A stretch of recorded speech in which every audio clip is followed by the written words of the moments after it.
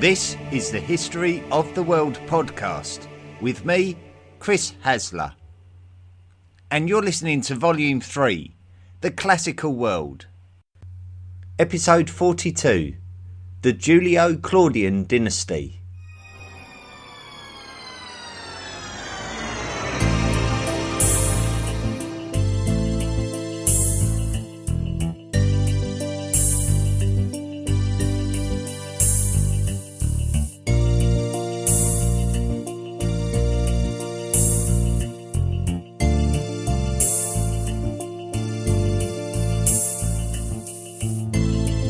Augustus died in his bed at the age of 77 in the year 14 CE. Augustus had done a good job as the first ever Roman emperor.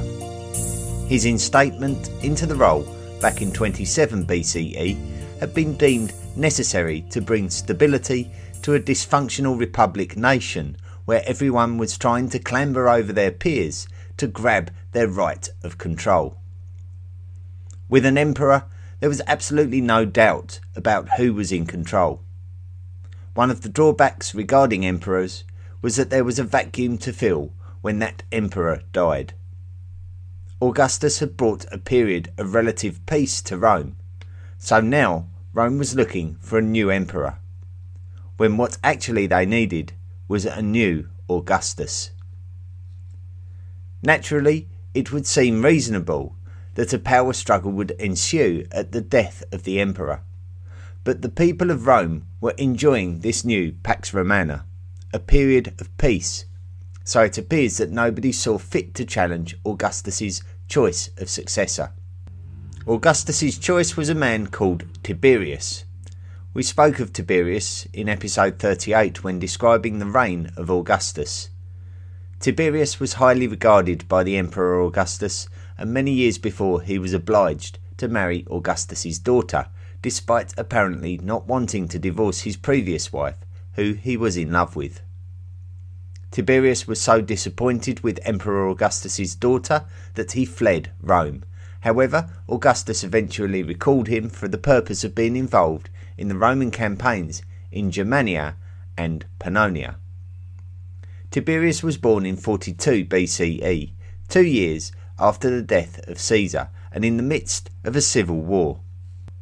His mother was a woman called Livia Drusilla, and Livia would marry Augustus in 38 BCE, which effectively made Tiberius his stepson, and this would explain the lifelong connection between Augustus and Tiberius. Tiberius was described as an unhappy emperor. It is said that Augustus forced him to divorce his first wife, which would have undoubtedly have caused resentment. But it is also said that Livia was a woman who had great aspirations for her son, Tiberius. So despite being a highly respected military commander, it does seem that Tiberius lived a life according to other people's wills, as opposed to his own. And it might be this that made him bitter and twisted in later life. Tiberius was officially adopted by Augustus after the mysterious deaths of both his grandsons, and it has been suggested that Livia could have had a hand in it in order to promote her son up the pecking order. This official adoption was something that Augustus himself went through when Julius Caesar died, so it had become part of the Roman practice when selecting a successor. When Augustus died, Tiberius became the new Roman emperor. He was in his 50s by now and had had a successful and illustrious military career. Although the Roman Empire appeared to remain in good shape after the death of Augustus, it soon became clear that Tiberius didn't have the same political charisma as Augustus and didn't have the same comfortable relationship with the Senate that Augustus seemed to enjoy. Last week, we mentioned that Augustus had created a Praetorian Guard as a personal bodyguard for himself, but also they were commissioned to protect all family members of the Roman royal family. Previously, they simply protected selected members of the Roman Senate. During the reign of Augustus, there were between 4,000 and 5,000 members, but they were led by two men called prefects. On the accession of Tiberius, one of the prefects was a man called Sejanus, which is familiarly heard as Sejanus. And as a man who would have had to have worked closely to the emperor, he would have inevitably become swept up in the politics of the moment. Tiberius. So we understand Tiberius's background and why he became the successor to Augustus. Even though he was in his 50s, he was now the second Roman emperor. It may have been down to some underhanded tactics by his mother Livia, who may have had a hand in bumping off the competition. But despite Tiberius being at an advanced age, Livia was still alive and kicking. It seems that most parties were ready for Tiberius to take over from Augustus, including the Praetorian Guard, who were prepared to look after the new emperor. The only other living rival to Tiberius was Agrippa Postumus, who was possibly not diplomatic material due to his character, and although he had been banished from Rome in 6 BCE, he was promptly murdered by his own guards on the death of Augustus. Surely no pure coincidence. Although Tiberius was a new emperor, he would be sensible to prepare a successor. So he would pick the very popular general Germanicus. Germanicus was the nephew of Tiberius, but in Roman tradition, Tiberius would adopt him as his own son, as Augustus had done with Tiberius and Julius Caesar had done with Augustus. Germanicus was a popular warrior, although possibly a little bit too ambitious in his intentions. Rome as an empire had made the conscious decision to regulate its expansion in favour of consolidating its gains, and it may have been that this was too sensible for Germanicus's liking. Germanicus was successful on campaign in northern Europe and was subsequently recalled to Rome to be invited to take consular duties and command of the Roman provinces of the east. Germanicus successfully annexed Cappadocia and ensured the loyalty of the King of Armenia, which was an extremely important buffer state between Rome and Parthia. The Parthians would have loved to ensure the loyalty of Armenia for themselves during the tense relationship between the mighty empires of Rome and Parthia. It may have been that the Roman governor of Syria, a man called Gnaeus Calpurnius Piso, became upset over the successes of Germanicus, and it is possible that he arranged to have Germanicus poisoned in the year 19. Maybe Germanicus was becoming far too popular. With rumour of Tiberius feeling jealousy towards Germanicus's popularity and success overshadowing his own, preventing Germanicus from winning new land in northern Europe, and claims that he had illegally travelled to Egypt, could it be that Tiberius was indifferent about Germanicus being murdered?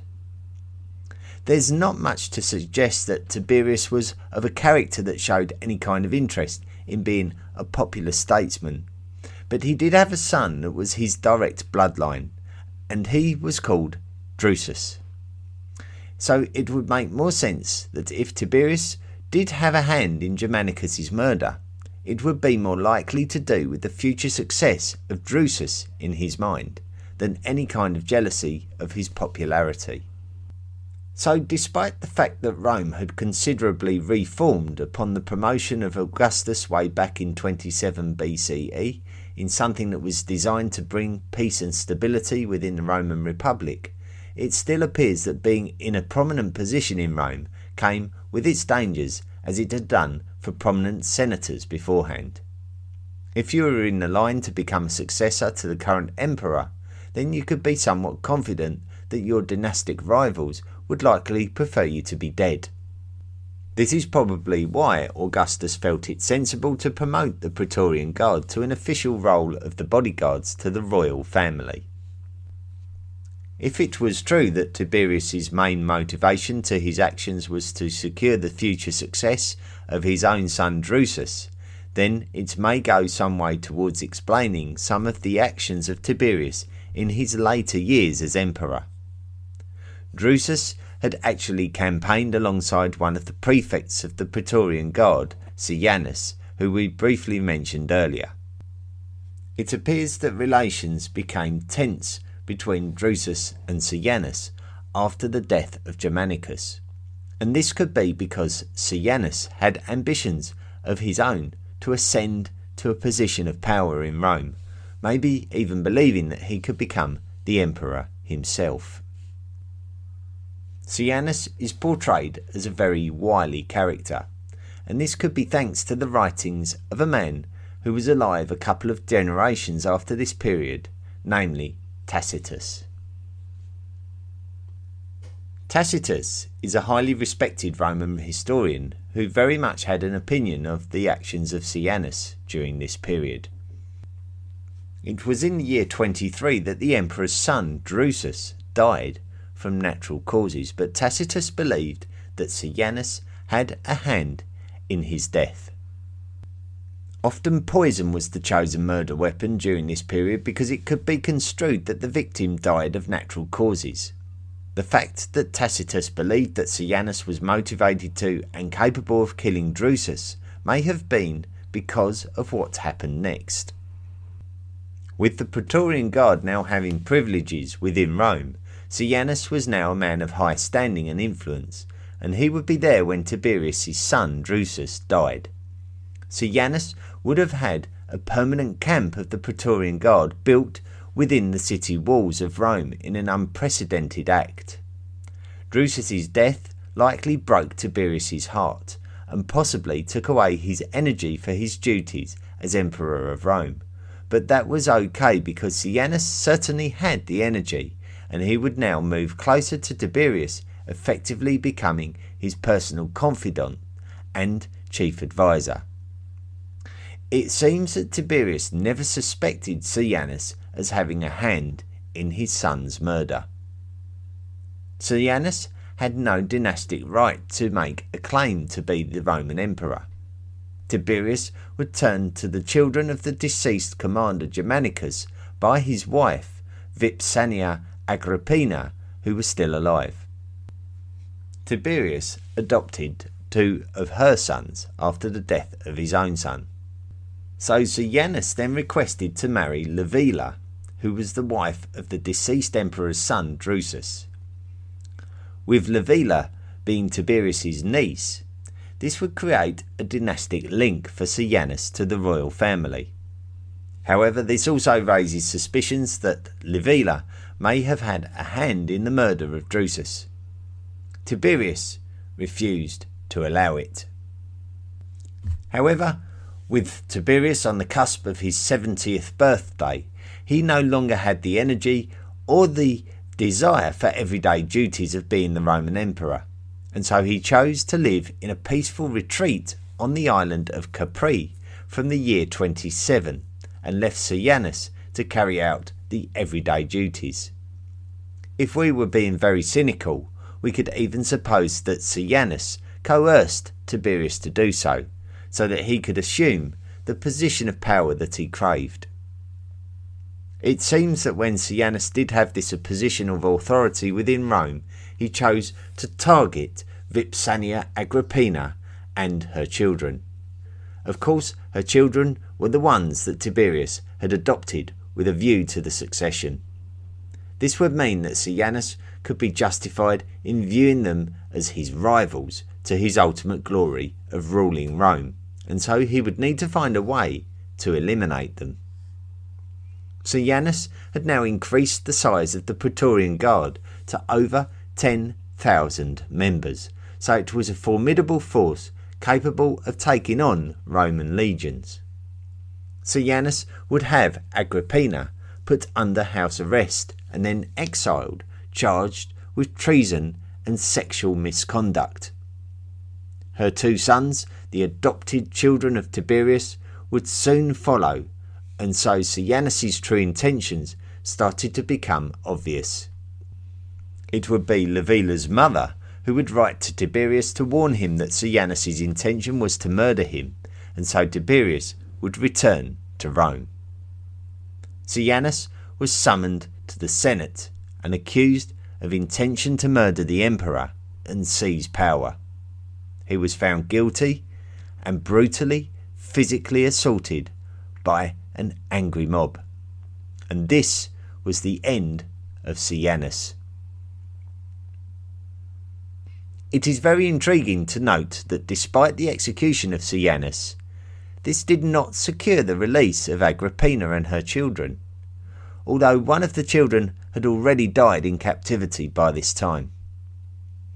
It's curious that they were not released, and this raised suspicions that Tiberius had decided that he wanted another of Agrippina's sons, called Caligula, to be his successor instead. Therefore, Agrippina and her other remaining son were left to die in captivity, paving the way for Caligula to be adopted by Tiberius and become the heir to the throne. Caligula. Tiberius died in the year 37 at the advanced age of 77 on his island retreat on Capri, and the Roman public seemed glad to see the back of him. Rome remained healthy during his rule, but Tiberius was no natural leader like his predecessor Augustus, and the governing of the empire was quite frankly a shambles, with the tyrannical Silanus almost stealing control of the empire, while the emperor was seemingly disinterested and constantly changing his loyalties because he had absolutely no idea who he could trust. Augustus would have probably taken control of the situation himself and not left so much to chance. Caligula was only 24 years of age when he ascended to become the Roman emperor. Caligula may have become close to Tiberius in Capri before the death of Silanus, and it could be the fact that Tiberius favoured him that condemned Tiberius's existing heirs, Caligula's older brothers. Caligula was not the only heir, as Tiberius had also named his own grandson, Gemellus, to also be an heir.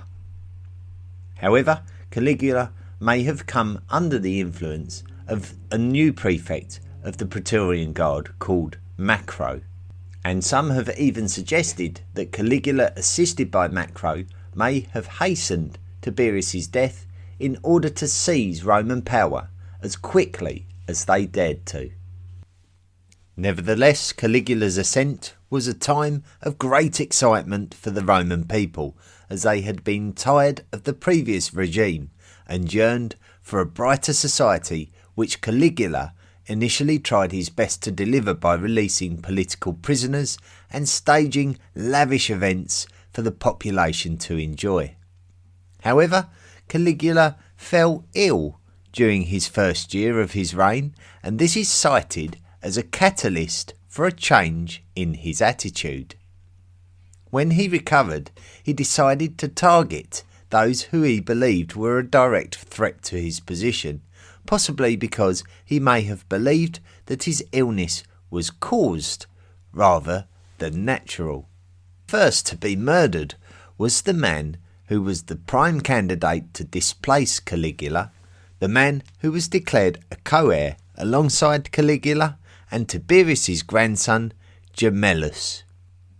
Soon after, the Praetorian prefect and a man who was allied with Caligula in his quest to become emperor, namely Macro, was forced into suicide by Caligula, maybe due to switching his allegiance to Gemellus while Caligula was ill. Many others would suffer a similar fate.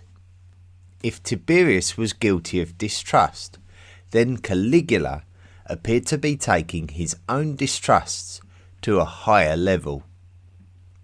It could be the case that Caligula's illness had brought on some kind of mental deficiency, as we hear stories of him deciding that his horse should be considered as the next Roman consul, or that he marched an entire army up to the northern coasts of European mainland, but rather than cross the English Channel to invade Britannia, the army were told to collect seashells instead. However, this could also be some clever work by future historians such as Suetonius to paint Caligula as a senile emperor to justify their dislike of him. Caligula was more evidently prone to megalomania, with statues portraying him dressed up in clothes of the gods such as Mars. He was infamous for his incestuous affairs with his sisters. His attitude in the Senate lacked the same humility of his predecessors Augustus and Tiberius. The promising young and popular emperor was soon proving to be very unpopular. His friend, the Roman vassal king of Judea, King Herod Agrippa, had to write a letter to Caligula to deter him from displaying his own image within the Holy of Holies of the temple in Jerusalem, for fear of sparking a religious outrage.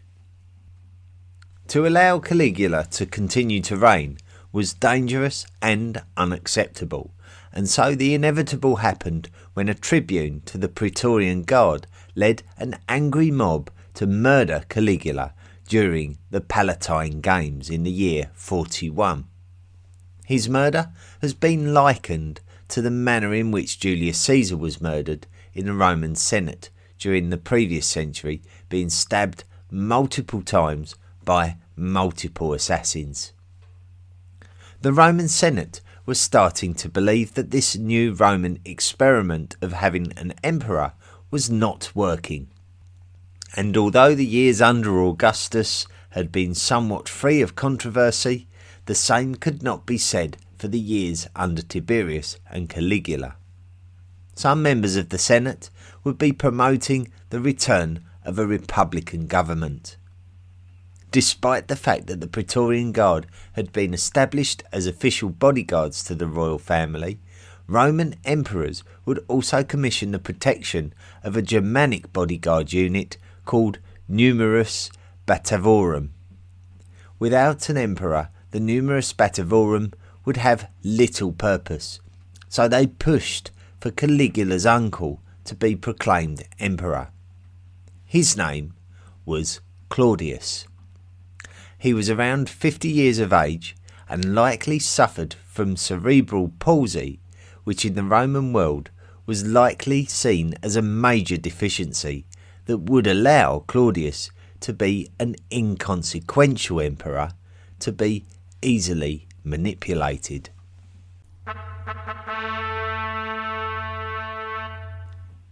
Claudius.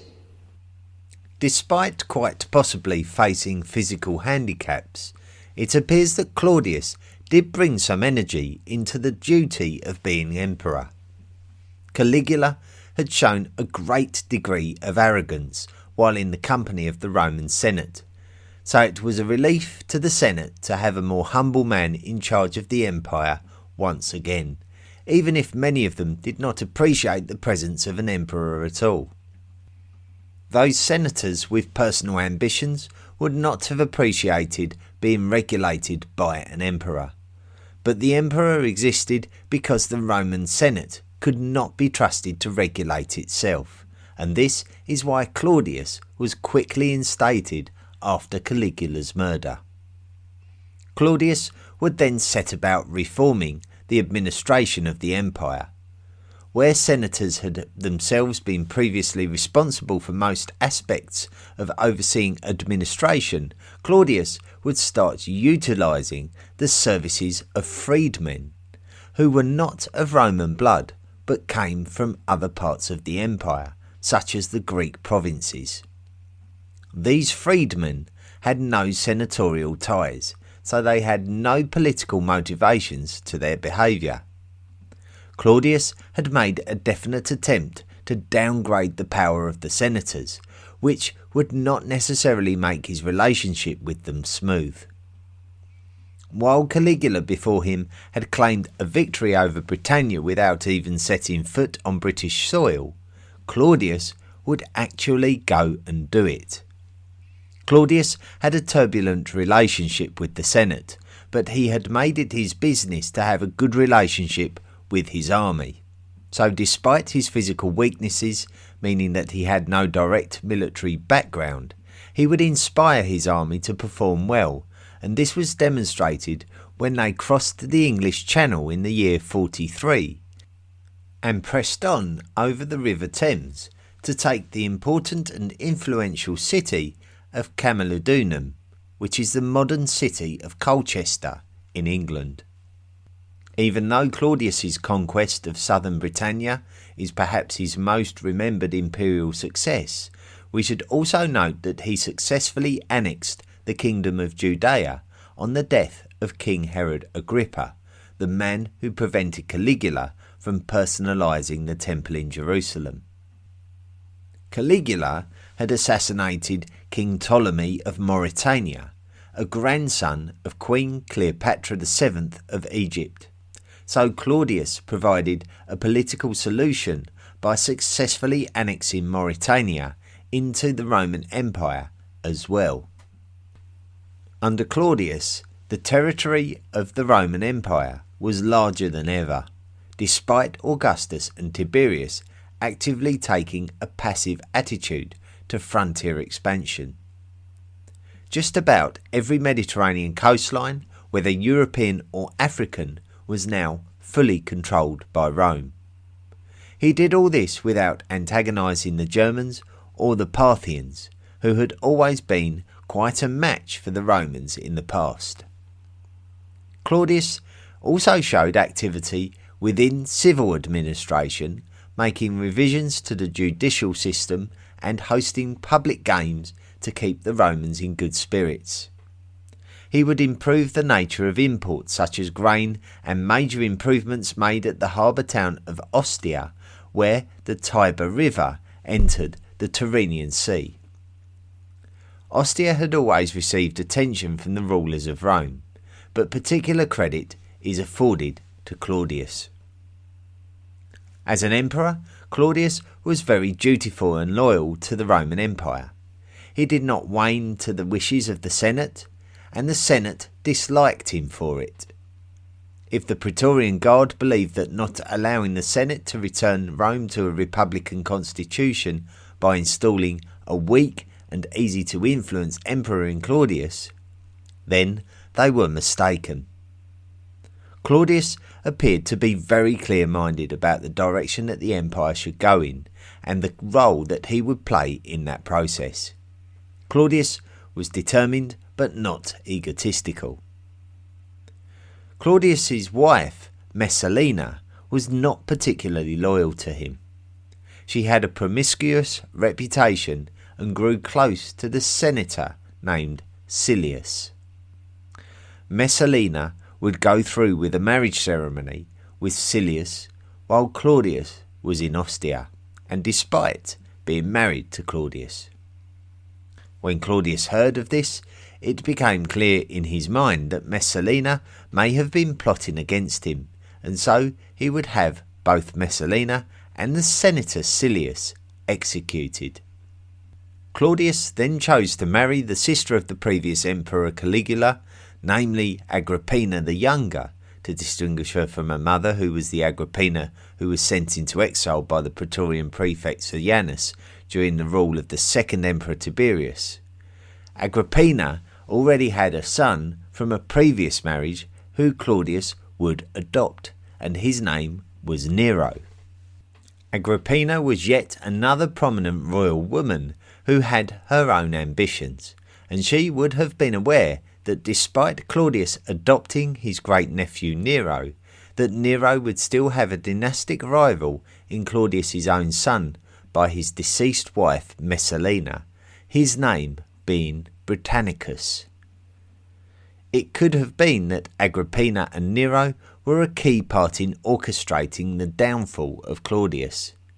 Claudius and Agrippina were not particularly close during Claudius's final months, and it appears that Claudius had started giving more regard to Britannicus as a successor, as Britannicus was approaching his teenage years. However, this is pure speculation.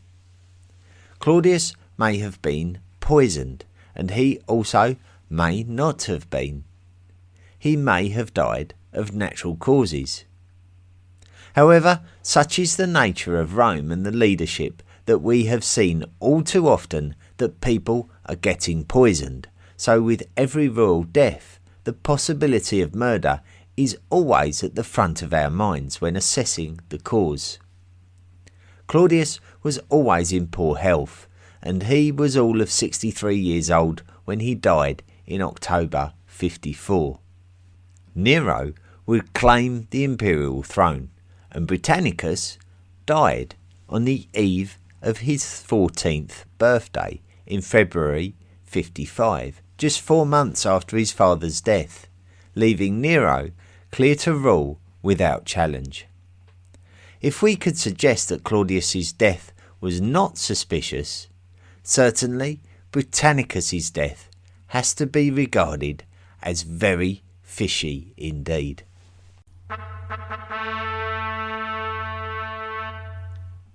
Nero.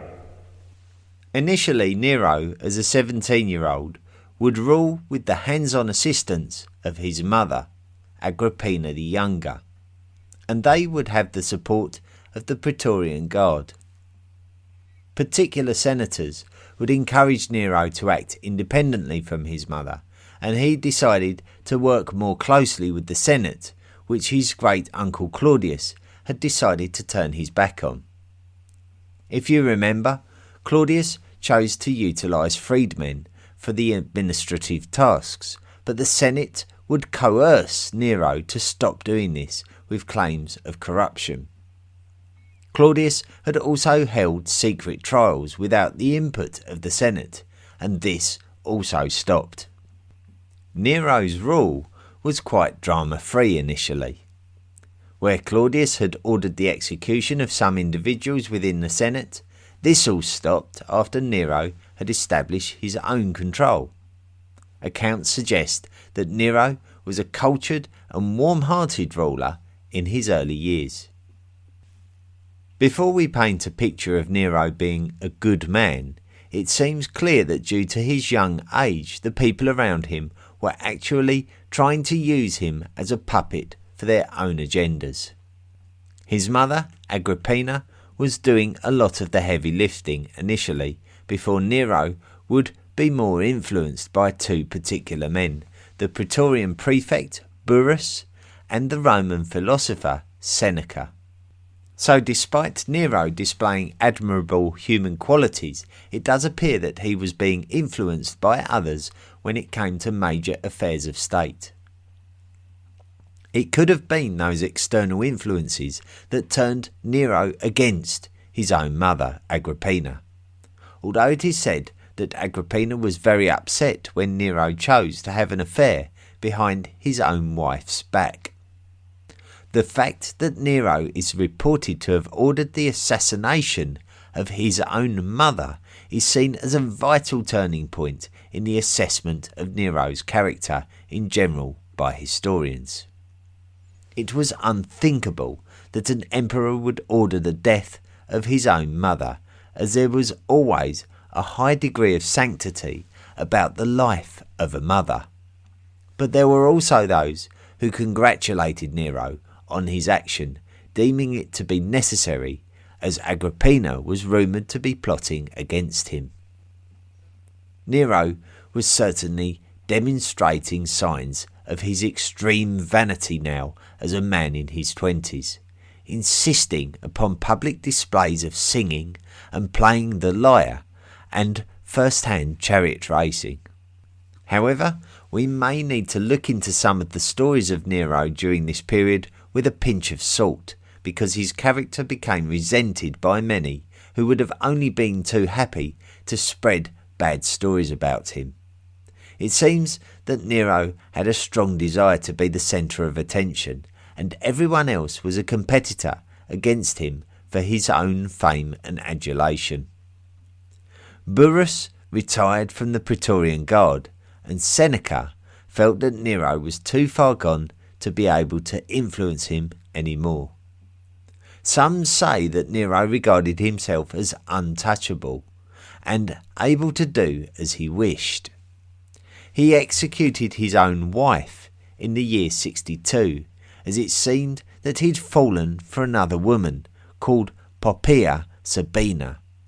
But then, according to Tacitus, Nero killed Poppaea 3 years later with a kick to the belly during an outburst of rage. On the morning of the 19th of June in the year 64, a fire broke out within the shops around the Circus Maximus, where great chariot racing events would take place. The fire spread throughout the city and destroyed a significant amount of buildings. Some claim that Nero was happily plucking his lyre while Rome was ablaze. However, Nero would set about rebuilding Rome in the aftermath, and he would blame the fire of Rome on Christians instead. So vast was the expanse and population of Rome, it would be reasonable to assume that there was a diverse amount of minor religious cults in existence within the empire and even the city itself. The Christians were but one of them. Nero would persecute the Christians in Rome as a consequence of their supposed instigation of this great fire.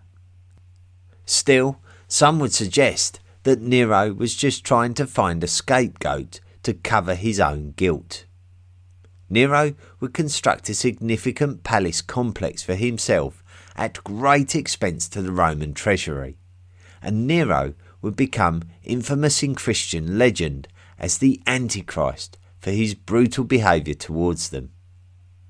In order to increase the money in the treasury, Nero would raise taxes in places such as Judea, which provoked a Jewish rebellion. Rebellions were not uncommon during the reign of Nero. One of the more well-known instances was when King Prasutagus of the Iceni tribe in Britannia died, and the Romans tried to annex his lands, much to the chagrin of his wife Boudica, who launched a vicious rebellion which has immortalised her in British folklore. Ultimately, she was unsuccessful, but she almost drove the Romans out of Britain. Rome would have its issues with Parthia as well during this period, with both empires desperately trying to put their own client king on the Armenian throne, which was an important buffer state between the two.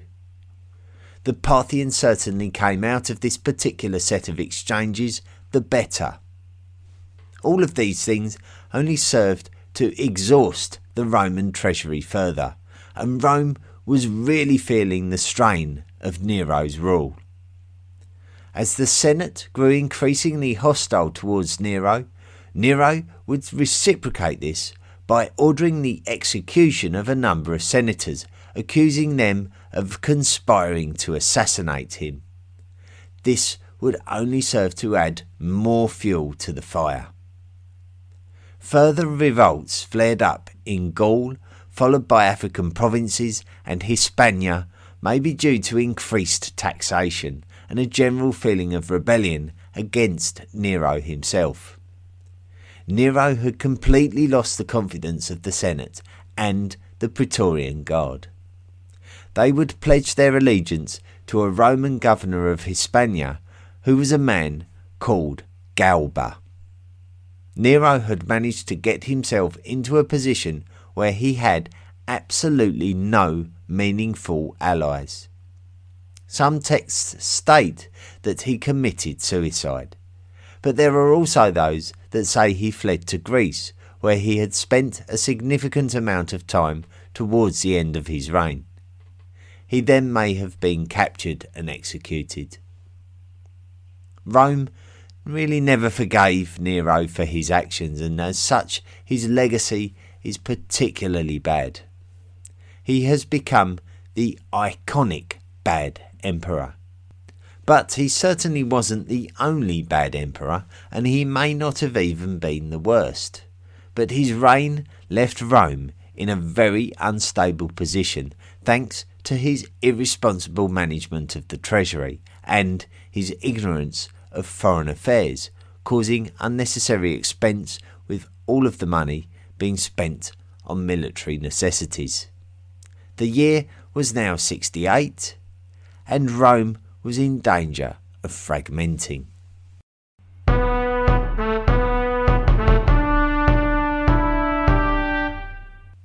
And that's where we're going to leave it this week. So we've covered pretty much the entire Julio-Claudian dynasty there in that episode. And it was a bit of a long one. And whenever I have a long one, I always mention that it's been a bit of a long one, as if I'm apologising. As if I am, perhaps charging you for the time that I spend over 30 minutes. But of course I'm not. And hopefully it was still enjoyable, and the fact that there was 10 minutes extra, maybe we can consider to be a little bit of a bonus. Now, I've been having all sorts of trouble. I recorded episode 41 last week and then found that my laptop decided that it wanted to die on me. So I was fortunate enough to be able to rescue the situation a little bit so that I could at least publish what I'd recorded. And then over the course of this week, lo and behold, my laptop died again. So I'm using a backup laptop, and fortunately, somehow or other, I've been able to recover all the little bits of music and jingles, but it's far from ideal, and I'm just lucky that I've been able to keep going seamlessly as if nothing's gone wrong. But of course, between you and I, yes, it's all gone wrong this week. It actually gave me a bit of an excuse to move my my recording setup around a little bit. So I'm hoping maybe that the sound quality might be a little bit better, but I'm sure that you'll be getting in touch with me and letting me know if you think the sound quality has improved. So don't hesitate, let me know. Always write me a message, always feedback. I really, really do appreciate it, and I enjoy writing back to you as well. So if you send me a message, even if it's about the content of the podcast, I'd love to hear from you, and I can't wait to write back to you. Now, talking about writing in, I'm also very interested in your opinion. A discussion has been fired up by Eric G. Young, who's a good friend of the podcast, who's asked the question, which was the more significant naval battle of the ancient classical world, Actium or Salamis, and why? Now, Actium was the one where Octavian took on Mark Antony and Cleopatra in the Ambracian Gulf, just on the west coast of Greece, or the Balkan Peninsula. And Salamis was some years before that, during the second Peloponnesian invasion by the Persians, by the Achaemenid Persians. And it was a real battle that was could be described as an unlikely victory for the combined forces of the Greek poleis against the Persians. And I stated my answer and my reasons for it on the discussion forum, which you can access through the History of the World podcast.com website. Just click on the interact page and you'll find the discussion forum link there. If you click through, you'll be able to click on this very question, which was more significant, Salamis or Actium. You'll find my answer there. I said it was Salamis, and I gave a number of reasons for it.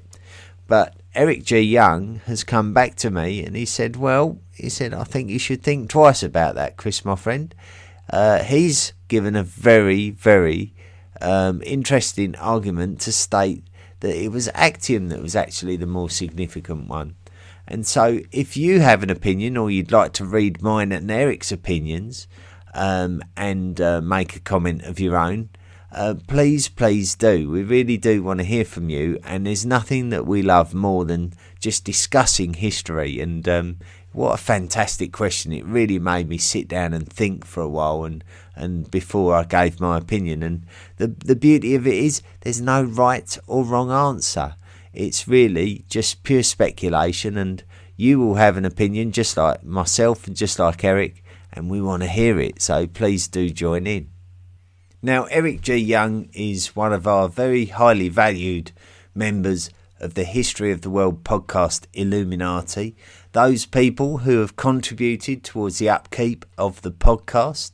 And you too can become a member of the History of the World podcast Illuminati just by going to the historyoftheworldpodcast.com website, clicking on the Patreon link and signing up to make a monthly donation for as little as $1 per month. And there are associated rewards for those of you who reach particular thresholds in your lifetime contributions.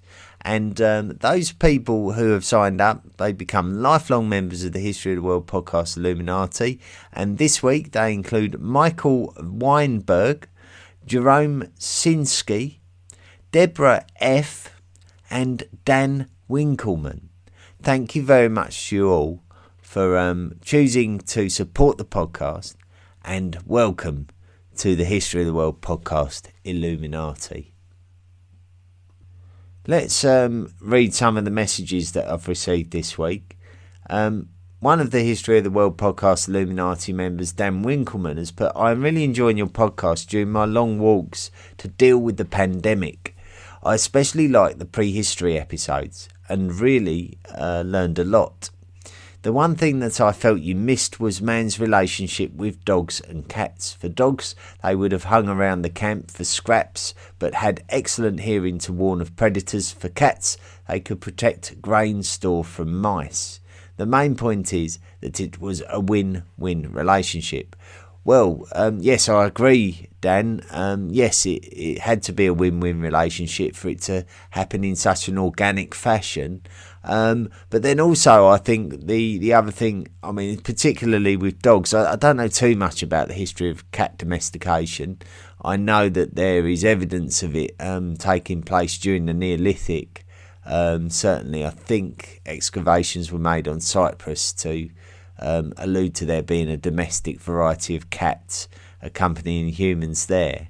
But certainly with dogs, there is this very popular image of dogs being around the camp searching for scraps of food, and men and dogs suddenly forging a relationship. But then also I consider the fact that during this time humans would have become a lot more possibly become a lot more pastorally inclined, so they would have been herding wild animals, and I think dogs would have played quite an important part in tracking animals, and so the human that could have exploited that would have gained great advantage. So it didn't necessarily have to be a relationship that took place within the human camp. It might have took place just because there was a common cause in the wild, in the open wild. So who knows, really? We can discuss it and speculate, and once again, that's another beautiful aspect of history, is that we can speculate about it. I'd love to talk to an expert, someone who's studied that closely. I'm sure there's going to be someone out there that could enlighten me. I'm just going to say a special thank you to Melanie Palmieri, who has written in. She actually wrote a nice review on Castbox for the podcast, which I think I read out maybe a couple of weeks ago, and she's suggested about potentially translating the podcast into French, which sounds like a very ambitious project, but I don't know what the practical possibilities of that are, and maybe it's something we can explore. It's certainly not something that's in the immediate pipelines, but very interesting to think about that. The History of the World podcast translated into other languages. What a fantastic idea.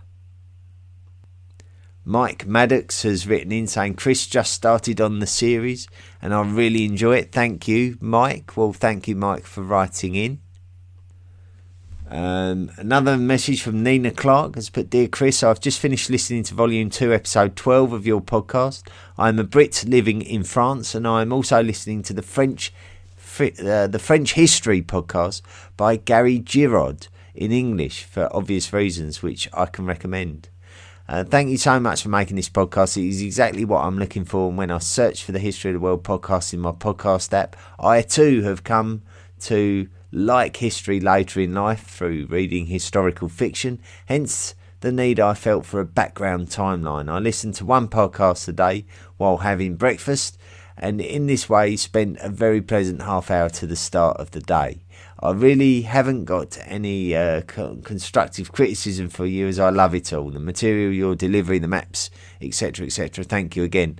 Thank you very much. A lovely message, Nina. Thank you. And I've not had the pleasure of listening to the History of France podcast, History of French History, the French History podcast. Let's get it right, goodness me, by Gary Giraud in English. I've not had the pleasure, so maybe that's one I could give a try to.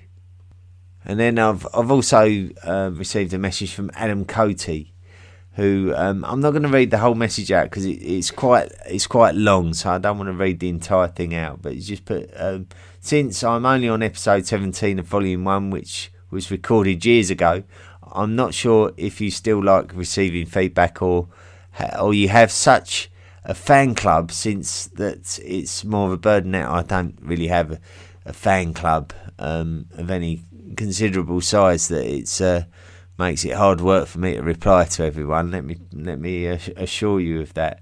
But Adam has written some very, very complimentary things in this email. So thank you, Adam.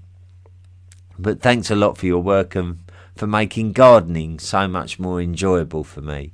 Well, there you go. So we've got someone who listens to the History of the World podcast during breakfast, and someone else who listens to the History of the World podcast while making gardens. So thank you. And I hope you continue to enjoy the project for many, many more months to come. Let's listen to some reviews now. Always enjoy reading the reviews, always good fun. The first one is from Jay Bratz of the United States of America, who's put, "This is the one," in capital letters. If you haven't given this pod a listen and you enjoy it or are interested in world history, this is the one. Chris's ideal presentation of his research will allow you to sponge his findings. Chris has a humility and humanity that makes me believe he's a super good dude on top of it. Give a listen, you'll definitely enjoy it. Cheers. I've just realised that my English accent just makes me sound like I'm being sarcastic the whole time, doesn't it? I apologise for that. Brad Podcast from Australia has put 10 stars and then has given me a 5-star review, which I guess I guess you can't put more than 5 stars, but he'd like to. And he's put, "It's so good," and that's his review. So let's put it in a nutshell. I quite like that. Leicester Square from Great Britain has put, "History of the World, bloody brilliant. I'm learning so much, Chris. Thank you." And finally, we've got Tej Turner from Great Britain, who's put, "Awesome. Great and ambitious podcast which begins all the way back to the time of the proto-hominids and aims to reach the present day. I'm currently still in the ancient times, but I see myself getting all the way to the end." Well, let's hope we all make it all the way to the end. It's a long journey, and I'd like to get to the end of that journey, and I'd like to bring you all with me. I can assure you of that. Well, anyway, that's it for this week. I've forgotten what I'm doing next week. I think we're carrying on with the chronology, if I'm not mistaken. So we're going into the year of the 4 emperors initially, before we carry on into the end of the 1st century and into the 2nd century with the story of the Roman Empire. So be sure to tune in again next week. And until then, have a fantastic and safe week, and be good, everyone. Do you want more from the History of the World podcast? Then visit our website, historyoftheworldpodcast.com. You can join our discussion forum and find us on social media. Support the podcast for as little as $1 per month by clicking the Patreon link. Email the show at historyoftheworldpodcast@mail.com. The best ones will be read out. Be sure to rate and review the show wherever you listen to us.